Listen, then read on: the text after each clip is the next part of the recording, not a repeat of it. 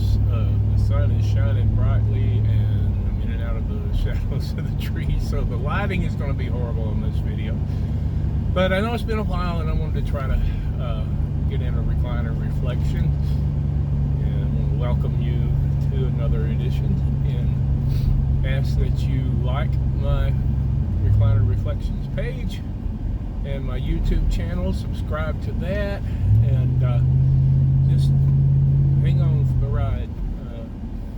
And comments are always welcome. I love comments, and if you have anything you want to hear about or whatever, it'd be great.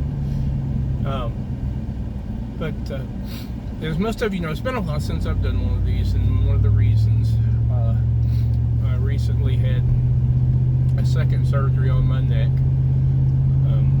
due to an injury back in November, so it's been 6 months. Gosh, it's been 8 months now. Excuse me, since I had a fall in the hotel room, messed up my neck really bad, and I've had to have 2 surgeries. I'm feeling a lot better now. I'm on my way to physical therapy, as a matter of fact, to help with this a little bit. But I wanted to talk today about something that just kind of came up over the last week. My wife and I spent a week in Breckenridge, Colorado. She had never been to Colorado before. I've been a couple of times, but never for a week's vacation. It's always been a drive through, maybe a night or two in Colorado. But this time we spent a week out there in Breckenridge. We took a couple of pretty good road trips while we were out there, and had a great time. While we were there, we went through the Rocky Mountain National Park, which is up around Estes Park, Colorado. We stayed in Breckenridge. We took another road trip down to Leadville, Colorado, where my granddad, there's a tale about my granddad traveling through there years ago and wading across the Arkansas River, and when he got back home, people back home in Arkansas didn't believe him that he had waded across the Arkansas River, because it's half a mile wide where I grew up. So anyway, so that was kind of a nostalgic trip, and so we went down to Leadville and over to went up to Vail and oh gosh, what's the Aspen? Went through Aspen and up to oh gosh, I can't think of the name of the town now, but it's where Doc Holliday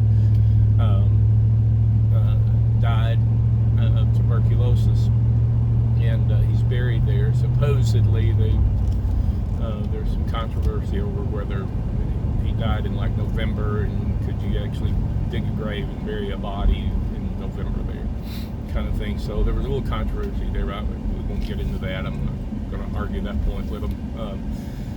It's good enough that he has a memorial there, and he did die there. We know that, and Doc Holliday is kind of an icon. I love the movie Tombstone. Is probably one of my favorites, and I love Val Kilmer as Doc Holliday, and I got a feeling that Doc was something of a character like Val Kilmer was in that movie, but maybe not. Maybe it's all fantasy, and he wasn't like that. I've heard stories that he was not like that, but anyway, neither here nor there. But we did have a great time. It snowed while we were there. We flew back on Saturday, and Saturday morning we woke up and it was snowing in Breckenridge.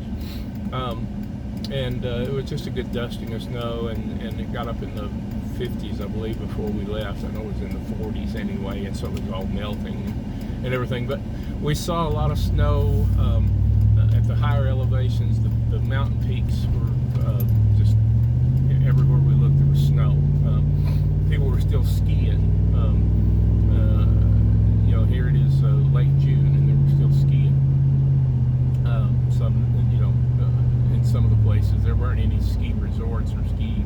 slopes actually open, so it was kind of wherever they could find some snow, a good big patch of snow or snow field, they were, doing, I say skiing, they were, I think most of them were snowboarding that we saw, but anyway, it's kind of interesting.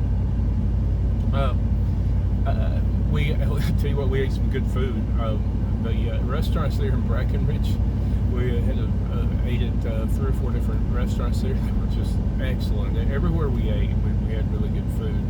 A couple of places were kind of, okay, but then there was a few of them that were just really good. And so I don't know if it's something about Colorado or what, but it was just really good. But we took a walk around Breckenridge a couple of times and everything, and like I said, we just had a good time. But my point of all this being that the thing that I really wanted to talk about was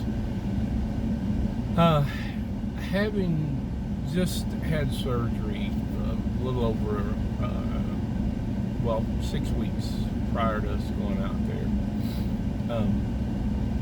About 6 weeks, I guess, or 4 weeks. I guess it's 6 weeks after. But anyway, I'm still in kind of recovery mode, and I'm still not 100%. I'm still hurting. I still have some pain. I still, I'm going, like I said, I'm going to physical therapy right now.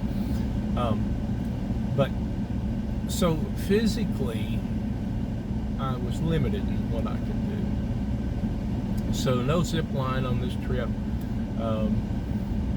None of that. We didn't get to do any of those fun things. We saw some guys rafting, some folks rafting, water rafting, and it was something that Cindy was talking about she would like to do, and it was something that I would like to do sometime, maybe. But I just knew, and I told her, I said, I'll be all about you going on one of those trips and everything, but I can't physically. I can't do it. There's no way. But she didn't press it or anything, and maybe she was a little disappointed. But I hope someday that maybe we can do that. But my point being that as I get older, and with some of the things that have gone on in the last several years, I'm 61 years old now, and the last few years have been pretty rough physically on me, and not to mention the fact that as you get older, your knees kind of go nuts on you, and not very good. I don't have very good balance anymore. All kinds of things that are going on with me. Nothing that is really debilitating from the standpoint of I'm still able to work. I'm still able to do some things, but I just physically, I know I'm not there anymore. I'm not 100% anymore, and I keep having problems with my phone here. Anyway, and so my point is that I want to talk in particular to the younger folks who might be watching this. I have always liked to travel. I've always liked to see different places. And I've never had the opportunity to do a lot of traveling until the last several years. I'll say the last 12, 15 years. Just didn't have the opportunity. And it's a shame because I like it, Cindy likes it. We do travel quite a bit, and we try to take at least a couple of trips a year. I try to, when I am on a project with my work, wherever I'm working at the time, like right now I'm in Virginia Beach, Virginia.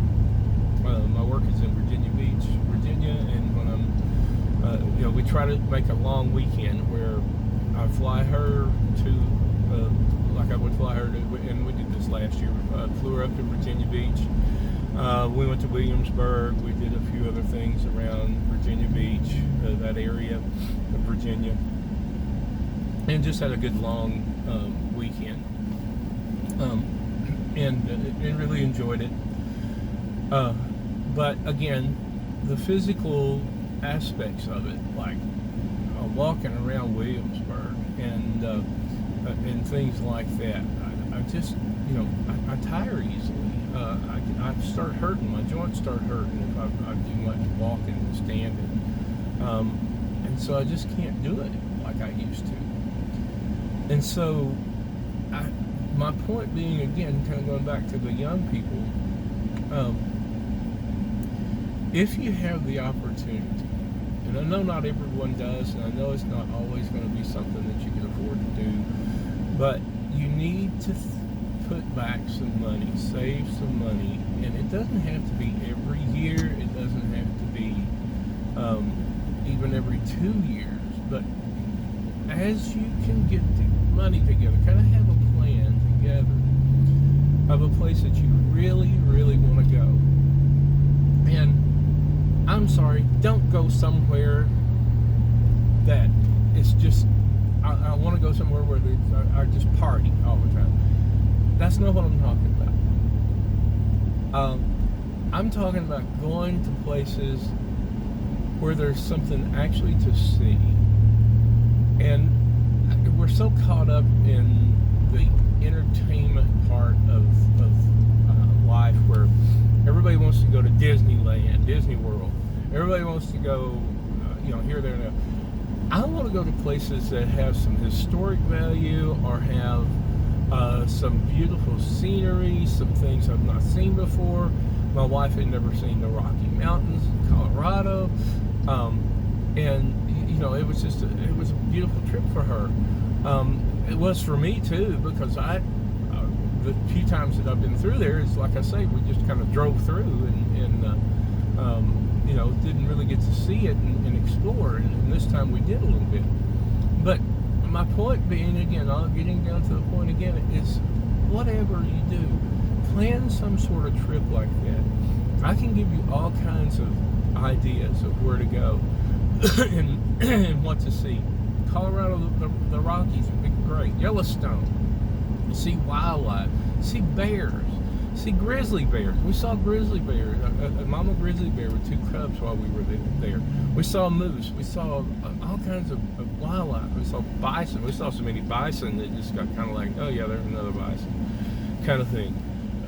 Something you don't see every day when you live in Missouri and Arkansas. Saw a lot of elk. Now, you have elk here. You can go down the Buffalo River and see elk in Arkansas, and they're making a comeback. There are a few over in south central Missouri. But just seeing stuff like that, seeing the Rockies, see the redwoods out in California. Go to Vermont in the fall and see the colors up there, New Hampshire and Vermont and that area up there. Go to Savannah, Georgia, the history and the culture and everything that's down there. Don't just go to the beach. Don't just go to a party place. Go somewhere where there's some really value to what you're doing. You can go to, what's crazy to me is people will go to, like, I don't understand people going to Cancun and all they want to do is just stay at the resort and party and bar hop, and it's like, you can do that at home. Why do you have to go to Cancun to do that? Well, the beaches aren't there. So okay, the beach is a great thing, but still, do something that has some educational value to it. Williamsburg, I would love to go back and do that again. Jamestown, in that area. I want to go to Washington, D.C. At some point and see the monuments and learn some more about the Constitution and our government and the way it works and so on and so forth. I want to see all those things. I want to go. Really, my bucket list is kind of getting knocked down as far as the U.S. We've been to a lot of places. There's not many left in the U.S. that we really talk about, hey, that's on our bucket list. We want to go there sometime. But like I say, do it while you're young. One of the things that really got me was a few years ago, we were in Sedona, Arizona, beautiful, beautiful place. And there's a place called Slide Rock where basically it's a river that runs through that area, and it's real rocky, and you can actually slide in the stream. It's kind of a shallow stream, but it runs pretty good. And you can get on the thing and you slide, and it's for a good long ways. It's sort of like one of those water park slide things, but it's natural and everything. And my wife walked all the way down there. She didn't get to get in the water, didn't get to slide, but I couldn't make it down there. Physically, I just was not able to do it, and it sort of broke my heart and woke me up to some things to try to get better. And I have, but I'm still not like I was 20, 30, 40 years ago. And so that's what I'm saying. While you're young and still able to do it, do it. Figure out some place that you want to go. I don't care if it's go see where Michael Jackson grew up. I don't care. Find something that has some historical or some kind of value to it. Not just go somewhere to relax and party. I mean, relaxing is great. I love going on a relaxing vacation. We went to Jamaica. We laid on the beach. That's great. Yeah, all that. But I enjoyed so much the other stuff that we did while we were there. And it's one of those things where you've got to live your life, and you've got to do it while you're young. Don't wait until you're too old to really enjoy it. Save your money. And if you're lucky enough to do it, post in the comments a place that you would like to go, or a place that you've been that did have that kind of value. And give others ideas. But yeah, I just gotta say. So, as always, I hope you do this, and God bless you, and pray and go fishing.